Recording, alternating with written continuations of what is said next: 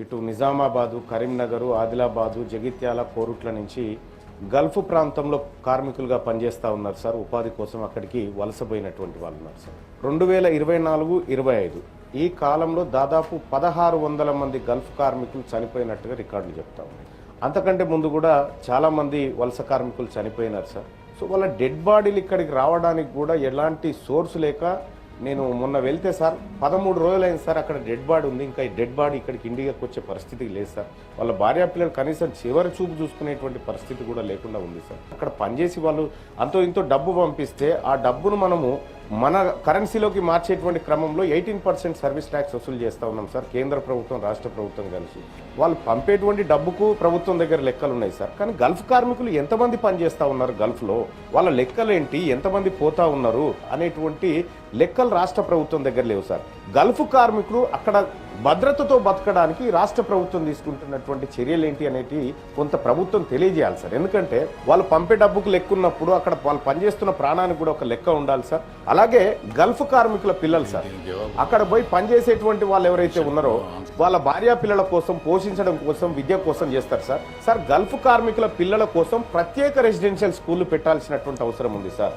ప్రత్యేక residential school నిజామాబాద్లో, కరీంనగర్, కోరుట్ల పెడితే వాళ్ళకి రెసిడెన్షియల్ స్కూల్ పెట్టడం వల్ల కొద్దిగా ఆర్థిక భారం తగ్గుతుంది సార్. ప్రవాసీ ఆరోగ్యశ్రీ పథకాన్ని తెలంగాణ రాష్ట్ర ప్రభుత్వం ప్రవేశపెట్టాలి సార్.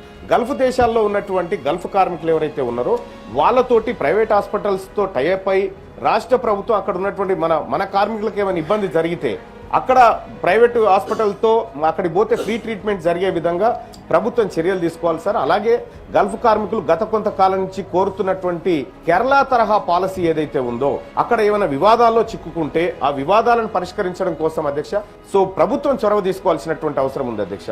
అక్కడ కేంద్ర ప్రభుత్వం కేవలం 2023-24లో గల్ఫ్లో వివిధ వివాదాల్లో చిక్కుకున్నటువంటి కార్మికులను, భారతదేశ కార్మికులను కాపాడడానికి 3 లక్షలు ఖర్చు పెట్టింది సార్ కేంద్ర ప్రభుత్వం.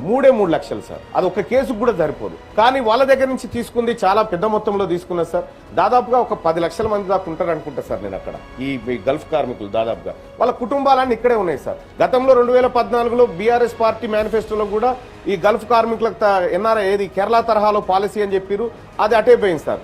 ఇప్పుడు ఈ రాష్ట్ర ప్రభుత్వం వచ్చి ఏదో చనిపోయిన తర్వాత కాదు సార్, బ్రతకడానికి భరోసా ఇచ్చేటువంటి ఒక పథకాన్ని రూపొందించమని చెప్పి తమరి ద్వారా రిక్వెస్ట్ చేస్తా ఉన్నారు సార్. అలాగే గల్ఫ్ కార్మికుల పిల్లలు సార్, వాళ్ళకు రెసిడెన్షియల్ ఏర్పాటుతో పాటు వాళ్ళ కుటుంబాలకు పథకాలలో ప్రత్యేక కోటాను అమలు చేయమని చెప్పి తమరి ద్వారా రిక్వెస్ట్ చేస్తా ఉన్నారు.